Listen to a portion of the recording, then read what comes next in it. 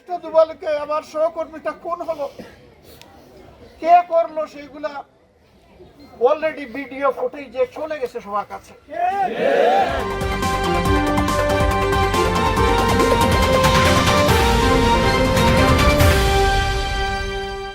সেখানে থাকবে কিন্তু না, সবকিছু উলটপালট করে দেওয়া হলো, একটা জীবনকে দিয়ে দেওয়া হলো।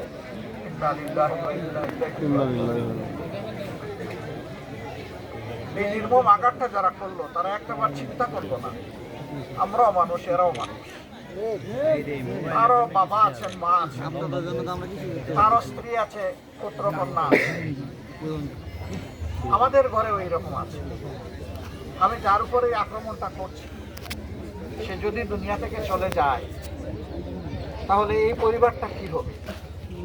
একটা বুথের জন্য, একটা সিটের জন্য মানুষ এতটা পাষাণ, বেপরোয়া, নির্দয় কিভাবে হতে পারে?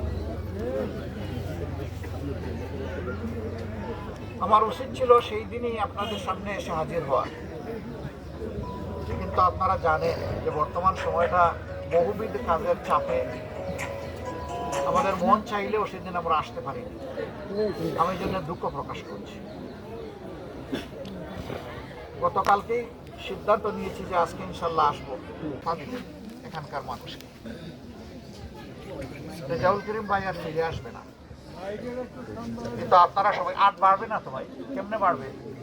একটু শুনেন কষ্ট করে। উনি আর ফিরে আসবেন না, কিন্তু আপনারা তো সবাই আছেন ইনশাআল্লাহ। ইনশাআল্লাহ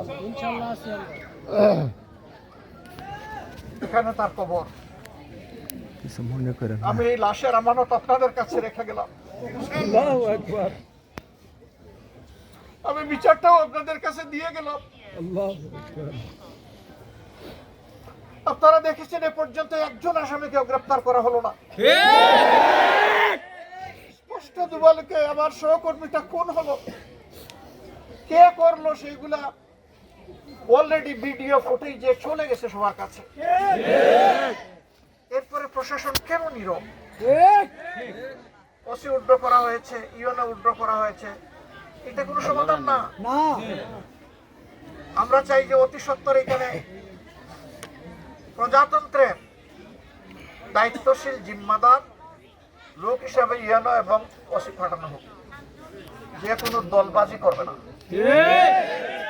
আমরা কারো কোনো আনুকূল্য চাই না, আমরা শুধু এতটুকু চাই যে প্রজাতন্ত্রের কর্মচারীরা যার যার জায়গায় তারা অত্যন্ত নিষ্ঠা এবং নিরপেক্ষতার সাথে দায়িত্ব পালন করবে।